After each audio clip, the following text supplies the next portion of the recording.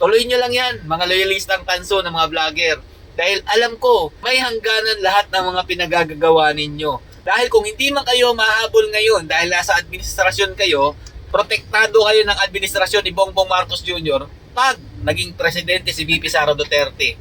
Lahat ng mga ginawa nyo dahil isa na rin kayo sa nakatamasa ng mali-malitang pera. Hahabulin din kayo. Tatanungin kung saan galing yung mga pera nyo, yung pinang-retoken ninyo, yung pinang-punta nyo yung abroad, palibot-libot kayo ng ibang bansa, tapos ano ba mga trabaho niyo? Wala naman kayong mga negosyo Magkakalabasan ng baho yan pag nanalo si VP Sara Duterte. Kaya kung ngayon, hayahay kayo, tingnan nyo. Ako na magsasabi sa inyo, lahat ng mga ginawa nyo, may balik yan. Hindi ako nananakot.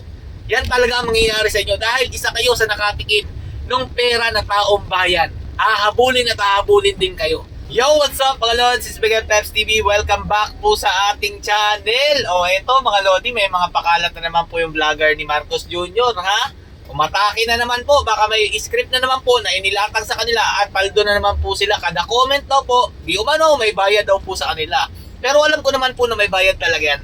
Dahil paulit-ulit ko po sasabihin sa inyo na na-invite nga po ako dyan sa GC nila. Akala po nila loyalista ako, yun pala hindi. Inoferan po tayo na mag-vlog daw po tayo sa mga gagawin po ng administrasyon. Doon po ako nagtaka. Pero ito nga mga Lodi, napatunayan natin na ito po pala yung GC na napasukan ko. Ganito po pala yung kalakaran nila. May ibibigay na script, tapos ito po, halos pareho lang po sila ng sasabihin sa social media, ipapakalat na mga fake news, na ito nga daw po mga Lodi, no? Ito po yung kanilang script yun Si VP Sara Duterte daw po, meron na lang 12.8% na ratings. Ang lupet, di ba?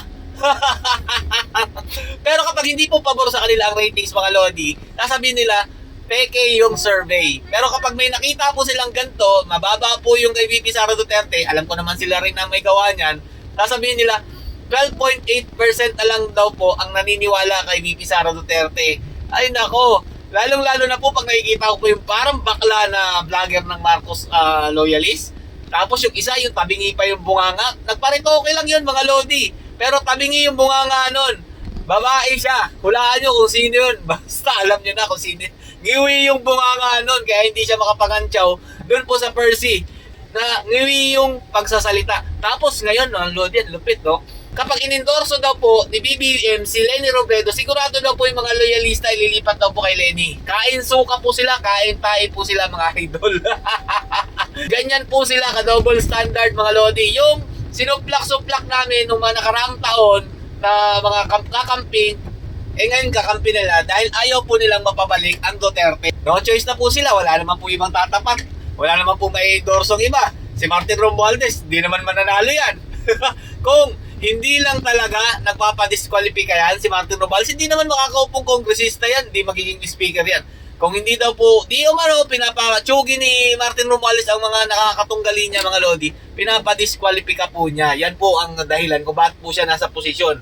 Pero ito mga Lodi, wala po pag-asa. Si Martin Romualdez, kaya naghahanap po sila ng mailalaban po nila kay VP Sara Duterte ngayong 2028. Kung hindi ba si Risa Hontiveros, baka nga si Remulla si John Vic Remulla.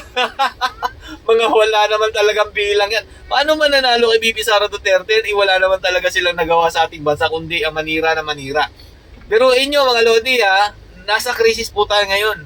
Pero si Marcos Jr., ang inaatupag niya, yung impeachment pa rin. Diba? Saan kayo nakakita ng ganong leader? Tuloy nyo lang yan, mga loyalistang tanso ng mga vlogger. Dahil alam ko, may hangganan lahat ng mga pinagagagawa ninyo. Dahil kung hindi man kayo mahabol ngayon dahil nasa administrasyon kayo, protektado kayo ng administrasyon ni Bongbong Marcos Jr.